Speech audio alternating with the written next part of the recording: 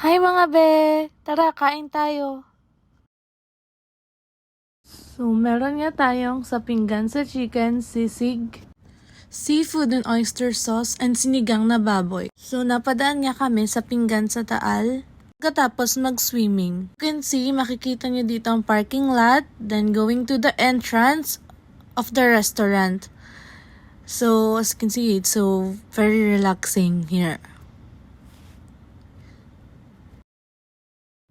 Kasama ko nga ang Lula, Sophia, ang aking anak, tapos si Mami at si Tony Ming.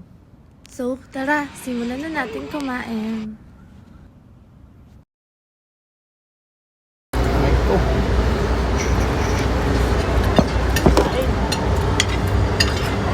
So, after kumain ay inintay namin ang sasakyan.